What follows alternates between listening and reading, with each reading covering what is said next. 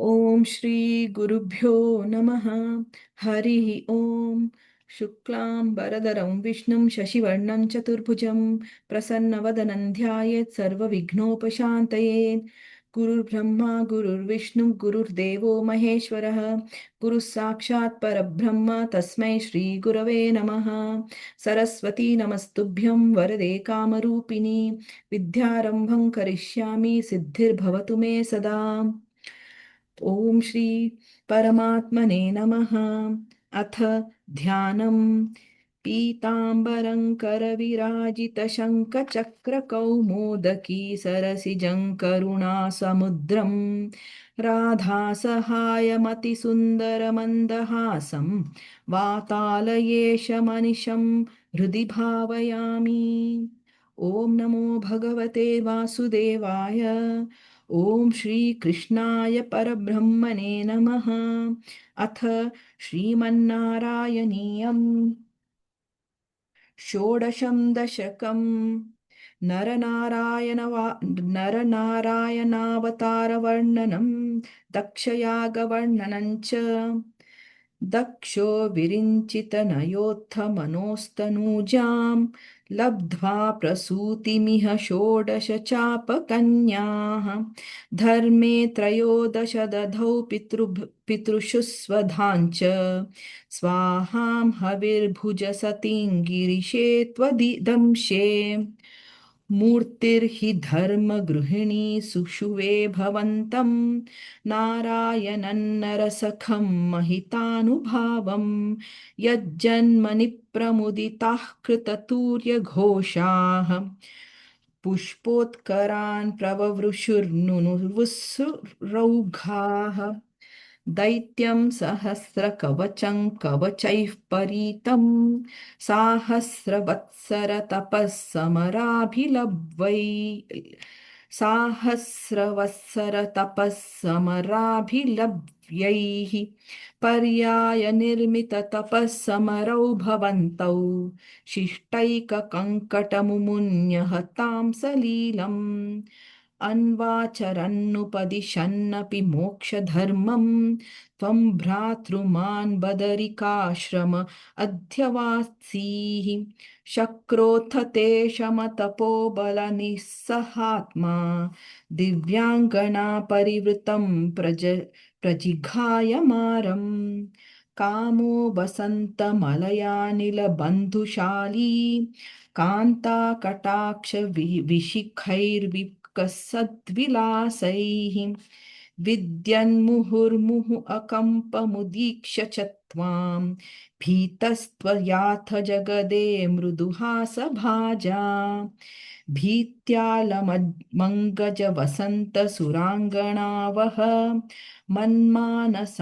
मन्मानसन्त्विह जुषध्वमिति ब्रुवाणः।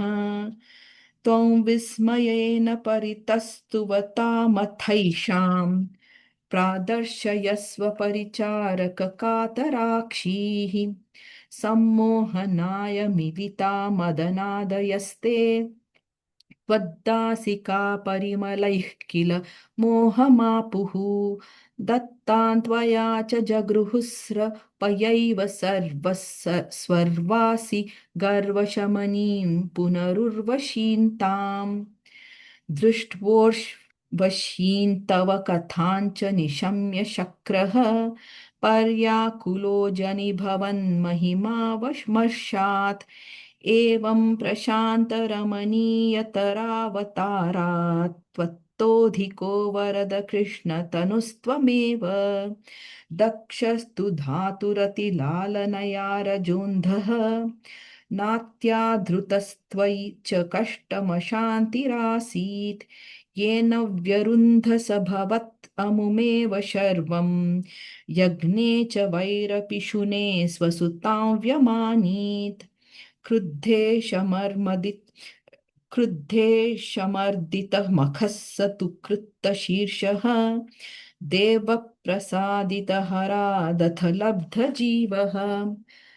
त्वत्पूरितः त्वत्पूरितः क्रतुवरः पुनरापशान्तिं सत्वं प्रशान्तिकर पाहि मरुत्पुरेश इति श्रीमन्नारायणीये नरनारायणावतारवर्णनं दक्षयागवर्णनं चेति षोडशं दशकं समाप्तं। नारायणाखिलगुरो भगवन्नमस्ते, नारायणाखिलगुरो भगवन्नमस्ते। अथ सप्तदशं दशकं ध्रुवचरितवर्णनम्। उत्तानपादनृपतेर्मनुनन्दनस्य जाया बभूव सुरुचिर्नितरामभीष्टा अन्या सुनीतिरिति भर्तुरनाधृता सा त्वामेव नित्यमगतः शरणं गताभूत्।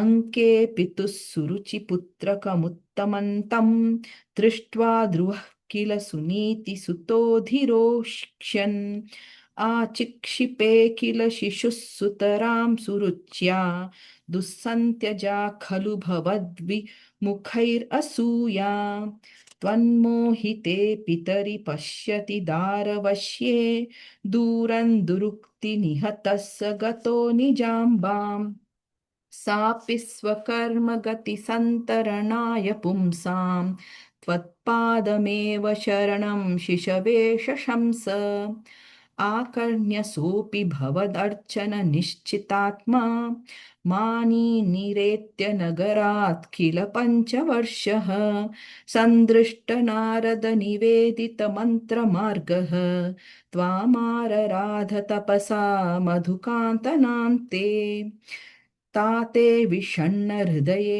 नगरीं गतेन श्रीनारदेन परिसान्त्वितचित्तवृत्तौ बालस्त्वदर्पितमनः क्रमवर्धितेन निन्ये कठोरतपसा किल पञ्चमासान् तावत् तपोबलनिरुच्छ्वसिते दिगन्ते देवार्थितस्त्वमुदयत् करुणार्द्रचेताः त्वद्रूपछिद्रसनिलीनमतेः पुरस्तात् आविर्बभूविथ विभो गरुडाधिरूढः त्वद्दर्शनप्रमदभारतरङ्गितन्तम् दृग्भ्या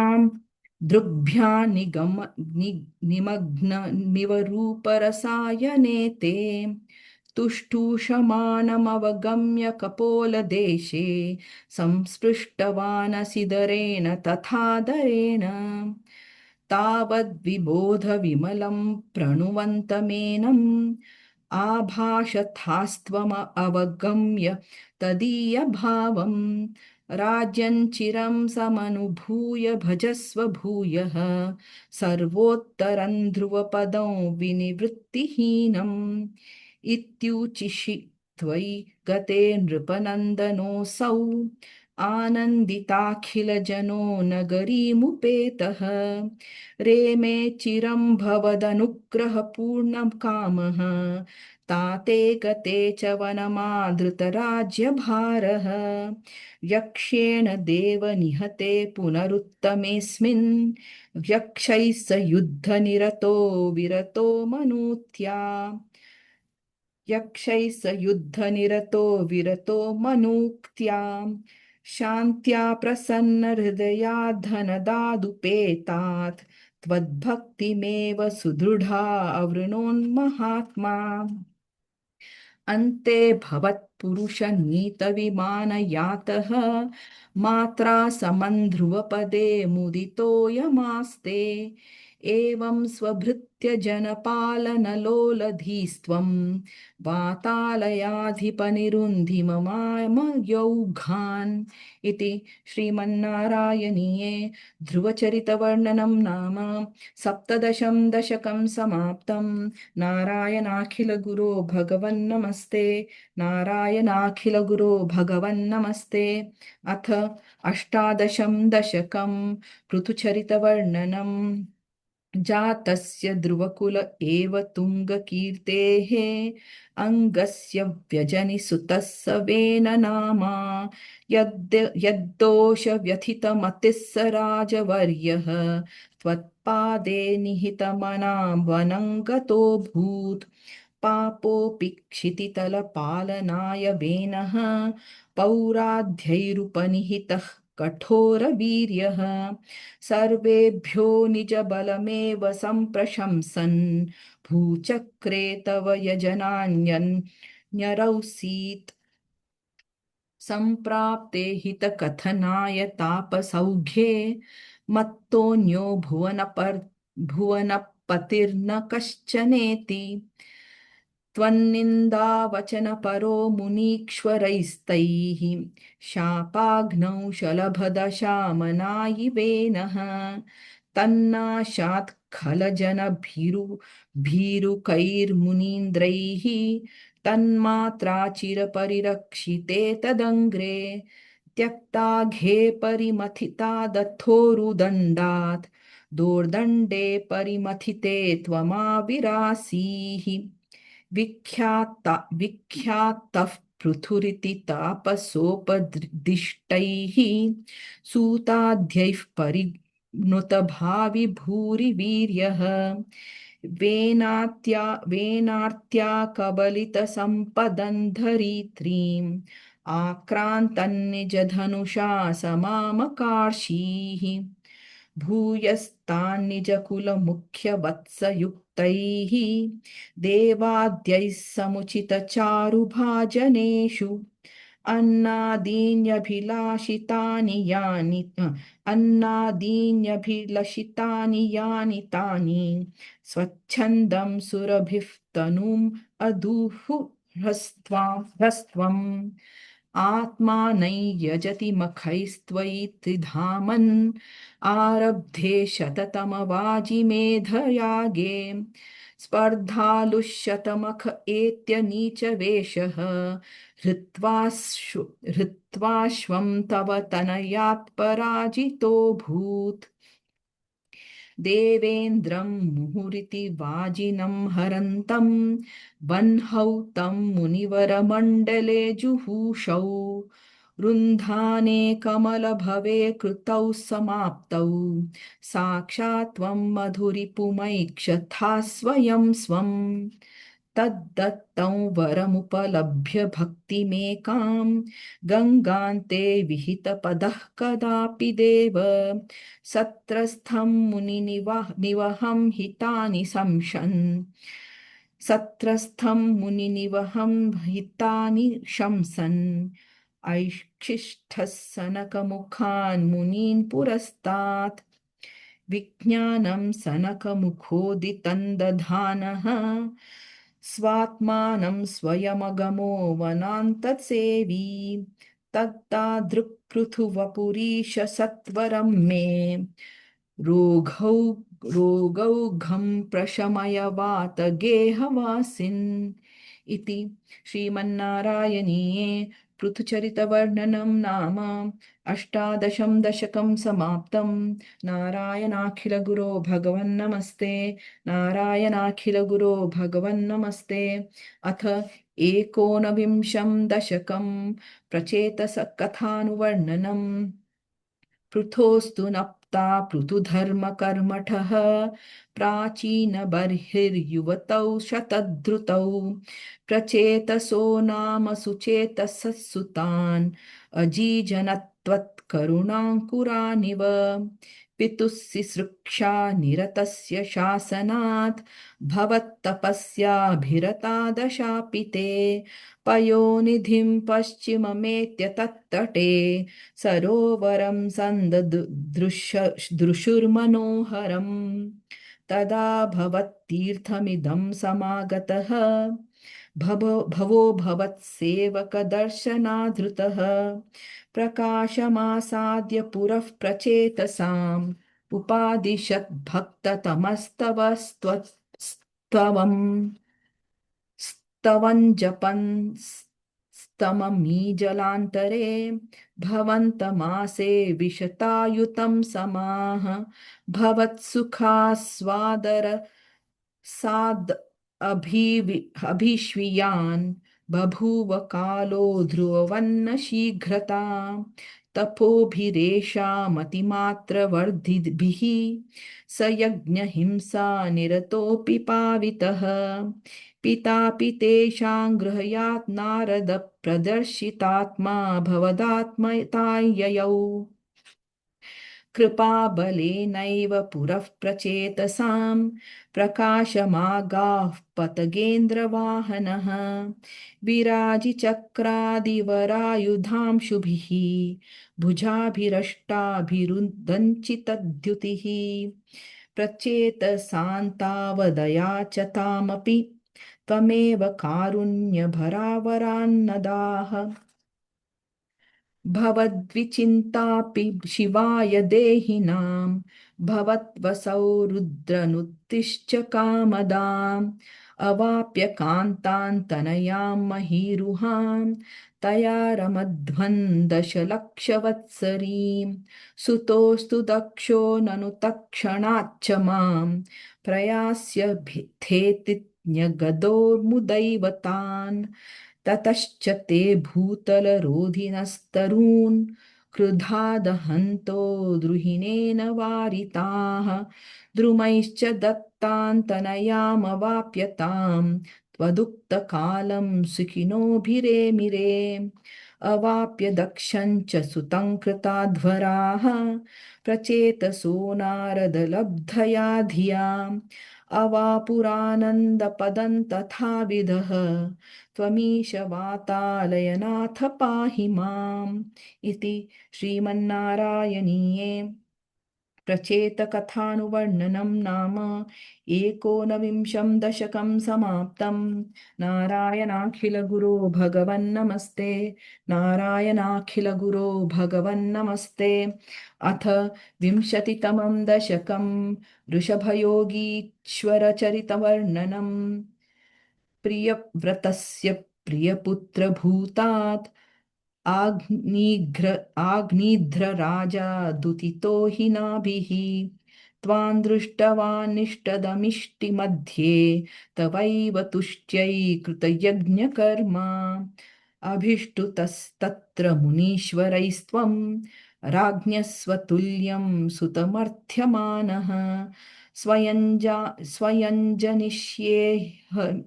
स्वयं जनिष्येऽहमिति ब्रुवाणः तिरोदधाबर्हिषि विश्वमूर्ते नाभिप्रियायामथ मेरुदेव्यां त्वमंशतो भूऋषभाभिधानः अलोकसामान्यगुणप्रभावप्रभाविताशेष जनप्रमोदः त्वयि त्रिलोकीभृतिराज्यभारं निधाय नाभिः सह मेरुदेव्या तपोवनं प्राप्य भवन्निषेवी गतः किलानन्दपदं पदन्ते इन्द्रस्वदुष्कर इन्द्रस् इन्द्रस्वदुत्कर्षकृतादमर्षात् ववर्षनास्मिन्न जनाभवर्षे यदा तदा त्वन्निजयोगशक्त्या स्ववर्षमेन व्यदधासु वर्षम् जितेन्द्रदत्तां कमनीञ्जयन्तीम् अथोद्वहन्नात्मरताशयोऽपि अजीजनस्तत्र शतन्न तनूजान् येषां क्षितीशो भरतोऽग्रजन्मा न वा भवन्यो गिवरा न वान्ये त्वत्पालयन् भारतवर्षखण्डान्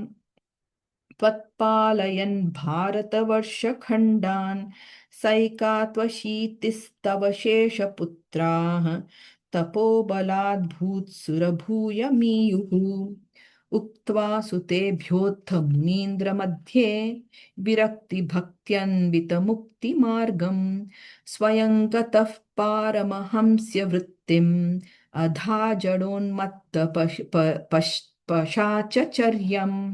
पशाचचर्यां परात्मभूतोऽपि परोपदेशं कुर्वन् भवान् सर्वनिरस्यमानः विकारहीनो विचचार कृत्स्नां महीमहीनात्मरसाभिलीनः श्रयो वृतङ्गो मृगकाकचर्यां चिरञ्चरन्नाप्यपरं स्वरूपं दवाहृताङ्गः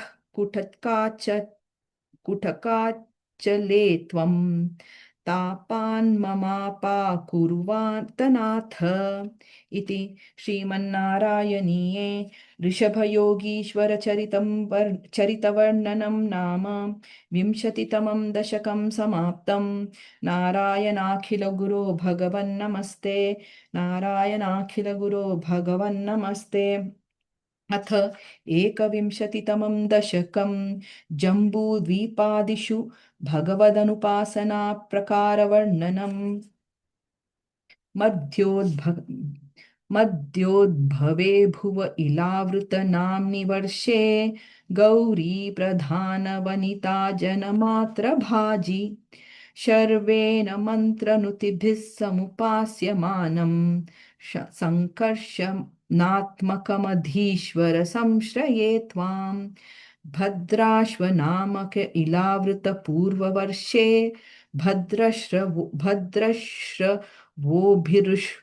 ऋषिभिः परिणूयमानं कल्पान्तद्गूढनिगमोद्धरणप्रवीणं ध्यायामि देवहयशीर्षतनुं भवन्तम्। ध्यायामि दक्षिणगते हरिवर्षवर्षे प्रह्लादमुख्यपुरुषैः परिसेव्यमाणम् उत्तुङ्गशान्तधवलाकृतिमेकशुद्धज्ञानप्रदं नरहरिं भगवन् भवन्तम्।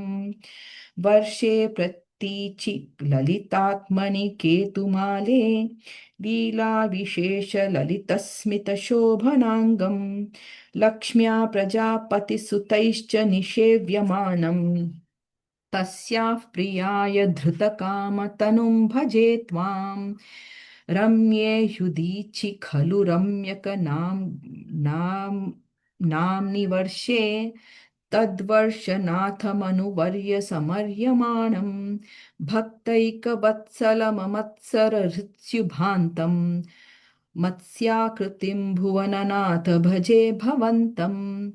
वर्षं हिरण्मय समाह्वयमौत्तराहम् आसीनमद्रिधृतिकर्मठकामठाङ्गं संसेवते पितृगणः प्रवरोर्यमायं तन्त्वां भजामि भगवन् परिचिन्मयात्मन्। किञ्चोत्तरेषु कुरुषु प्रियया धरण्या संसेवितो महितमन्त्रनुतिप्रभेदैः दंष्ट्राग्रघृष्टघनपृष्ठगरिष्ठवर्ष्मा त्वं पाहि विघ्ननुतयज्ञवराहमूर्ते। यां यां दिशं भजति किं पुरुषाख्यवर्षे संसेवितो हनुमता दृढभक्तिभाजा सीताभिराम परमाद्भुतरूपशाली रामात्मकः परिलसन् परिपाहि विष्णो। श्रीनारदेन सह भारतखण्डमुख्यैः त्वं साङ्ख्ययोगनुतिभिः समुपास्यमानः आकल्पकालमिह साधुजनाभिरक्षी नारायणो नरसखः परिपाहि भूमन्। प्लाक्ष्येऽर्करूपमयि शाल्मल इन्दुरूपं द्वीपे भजन्ति कुशनाम्नि वह्निरूपं क्रौञ्चेऽम्बुजरूपमथ वायुमयं च शाके त्वां ब्रह्मरूपमयि पुष्करनाम्नि लोकाः सर्वैर्ध्रुवादिभिरुडुःप्रकरैर्ग्रहैश्च पुच्छादिकेष्ववयवेष्वभिकल्प्यमानैः त्वं शिंशुमारवपुषा महतामुपास्यः सन्ध्यासु रुन्धि नरकं मम सिन्धुशायिन् पातालमूलभुविषेण तनुं भवन्तं लोलैककुण्डलविराजिसहस्रशीर्षं नीलाम्बरं धृतहलं भुजगाङ्गणाभिः जुष्टं भजे हरगदान् गुरुगेहनाथ इति श्रीमन्नारायणीये जम्बूद्वीपादिषु भगवद् भगवदुपासना प्रकारवर्णनं नाम एकविंशतितमं दशकं समाप्तं। नारायणाखिलगुरो भगवन्नमस्ते। नारायणाखिलगुरो भगवन्नमस्ते। अथ द्वाविंशतितमं दशकम् अजामिलोपाख्यानम्।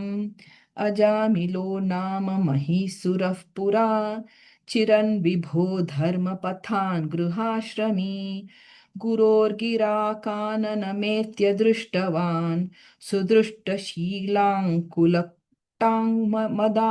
मदाकुलाम् स्वतः प्रशान्तोऽपि तदा हृताशयः स्वधर्ममृत्सृज्य तया समारमन् अधर्मकारी दशमी भवन् पुनः दधौ भवन्नामयुते सुते रतिम् समृत्युकाले यमराज किङ्करान् भयङ्करां स्त्रीनभिलक्ष्य यान् भिया पुरामनाक्त्वत् स्मृतिवासनाबलात् जुहाव नारायण नामकं सुतं दुराशयस्यापि तदा निर्गतः त्वदीयनामाक्षरमात्रवैभवात् पुरोभिपेतुर्भवदीय पार्षदाः चतुर्भुजाः पीतपटा मनोरमाः अमुञ्च सम्पाश्य विकर्षतो भटान्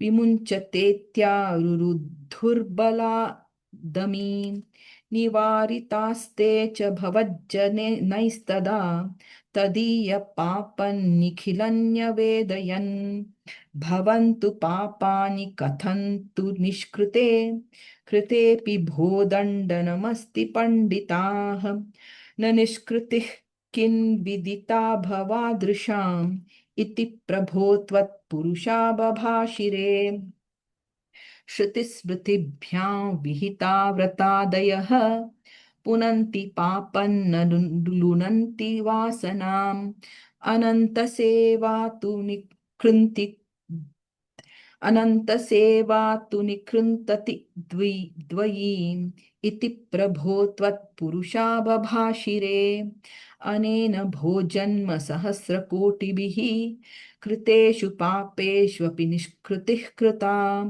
यदग्रहीन्नाम भयाकुलो हरेः इति प्रभो त्वत्पुरुषा बभाषिरे नृणाम बुद्ध्यापि मुकुन्द कीर्तनम् दहृत्य घौघान् महिमास्य तादृशः यथाग्निरेधांसि यथौषधं गदान् इति प्रभो त्वत्पुरुषा बभाषिरे इतीरितैर्याम्यभटैरपाश्रुते भवद्भटानां च गणे तिरोहिते भवत्स्मृतिं कञ्चन कालमाचरन् भवत्पदं प्रापि भवद्भटैरसौ स्वकिङ्करावेदन शङ्कितो यमः त्वदङ्घ्रिभक्तेषु न गम्यतामिति स्वकीयभृत्या न शिशिक्षदुच्चकैः सदेव वातालयनाथ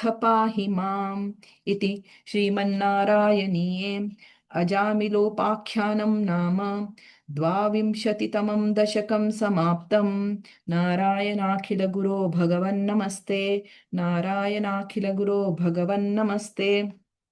अथ त्रयोविंशतितमं दशकं दक्षचरितं चित्रकेतूपाख्यानं च प्राचेतसस्तु भगवन्न परो हि यदक्षः त्वत्सेवनौ व्यधितसर्गविवृद्धिकामः आविर्बभूविथ तदालसदृष्टबाहुः तस्मै वरं ददिथ ताञ्च वधूमसिक्नीम् तस्यात्मजास्त्वयुत्तमीश पुनः सहस्रं श्रीनारदस्य वचसा तव मार्गमापुः नैकत्र वासमृषये समुमोच शापम् भक्तोत्तमस्त्ववर्षि भक्तोत्तमस्वृ भक्तोत्तमस्त्ववृषिरनुग्रहमेव मेने षष्ट्या ततो दुहितृभिः सृजतः कुलौघान्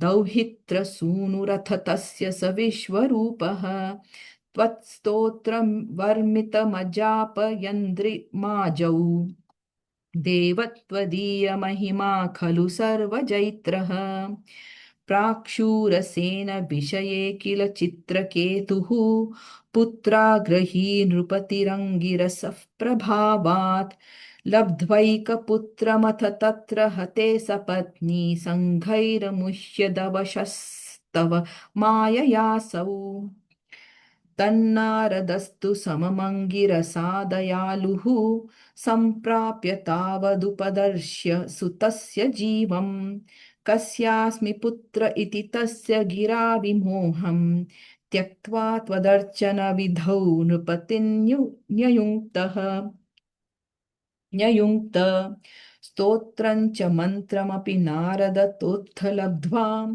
तोषाय शेषवपुषो ननु ते तपस्यन् विद्याधराधिपतितां सहित सप्तरात्रे लब्धाप्यकुण्ठमतिरन्वभजद्भवन्तम् तस्मै मृणालधवलेन सहस्रशीर्ष्णा रूपेण बुद्धनुतिसिद्धगणावृतेन रूपेण बद्धनुतिसिद्धगणावृतेन प्रादुर्भवन्न चरितो नुतिभिः प्रसन्नः दत्त्वात्म तत्त्वमनुगुह्यतिरोदधाथ त्वद्भक्तमौलिरथ सोऽपि च लक्षलक्षम् वर्षाणि हर्षुलमना भुवनेषु कामम् सङ्गापयन् गुणगणन् तव सुन्दरीभिः सङ्गातिरेकरहितो ललितं चचार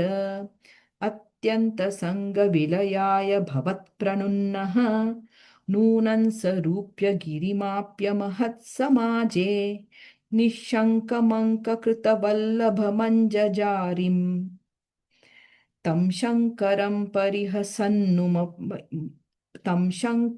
परिहसन्नु मयाभिषेपे निस्सम्भ्रमस्त्वयमयाचितशापमोक्षः वृत्रासुरत्वमुपगम्य सुरेन्द्रयोधी भक्त्या त्वमत्वत्वकथनैः समरे विचित्रम् शत्रोरपि भ्रममपास्य गतः पदन्ते त्वत्सेवनेन दितिरिन्द्रवधोद्यतापि तान् प्रत्युनेन्द्र सुहृदो मरुतोऽभिलेभे दुष्टाशयेऽपि शुभदैव भवन्निषेवा तत्तादृशस्त्वमव मां पवनालशेष इति श्रीमन्नारायणीये दक्षचरितं चित्रकेतूपाख्यानं चेति त्रयोविंशतितमं दशकं समाप्तं नारायणाखिलगुरो भगवन्नमस्ते नारायणाखिलगुरो भगवन्नमस्ते